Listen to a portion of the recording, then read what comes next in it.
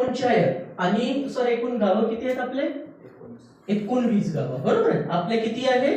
4 ग्रामपंचायत आहेत. बरोबर आहे. 4 ग्रामपंचायत आणि 19 गाव, 19 गावे या क्लस्टर मध्ये समावेश आहे. क्लस्टर. आता हा क्लस्टर कसा तयार झाला हा महत्वाचा. 19च गावाला का बरं घेतलं, 4च ग्रामपंचायत का बरं घेतलं, हा महत्वाचा पार्ट आहे. त्यालाच पाणलोट म्हणतात. ते पाणलोटामध्ये तेवढेच गाव बसले म्हणून तो एरिया एक क्लस्टर म्हणून निवडण्यात आला. आता मला सांगा हा कोणतं गाव आहे आपला? राजाराम. कुठे बसलेला आहे?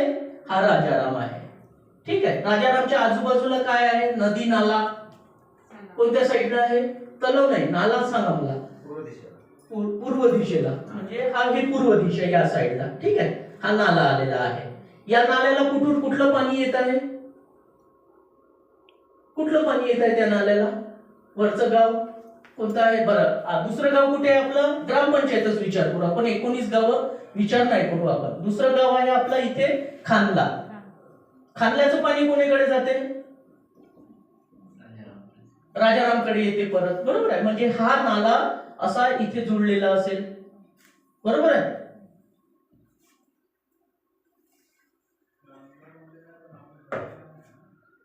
असा जुळलेला असेल. पुन्हा कोणतं ग्रामपंचायत आहे आपल्याला? तिमराम आहे. बरोबर. तिमराम कुठे आहे? या साईडला आहे. इथे तिमराम आहे. तिमराम आहे. तिमरामचा एक नाला असा येत असेल किंवा हा आपला राजारामचा नाला तिमरामकडे जात असेल. तिमरामकडे गेलो ना तो पूर्ण. त्याच्या खाली इथे देवलमरी आहे. आणि इथे देवलमरी आहे. आता विचार करा, हे 4 ग्रामपंचायत आणि या तिमरामच्या असलेले हे गुड्डीगुड्डम आणखी इतर गावं, देवलमारीचे नंदीग्राम, छोटे छोटे इथे गावं. राजाराम एकच आहे. खानल्याचे 7 जे छोटे छोटे हे आहेत ते आहेत. असं मिळून तो 19 गाव झाला. या 19 गावाचा संपूर्ण पडणारा जो पाणी आहे हा या एका नाल्याला येत आहे.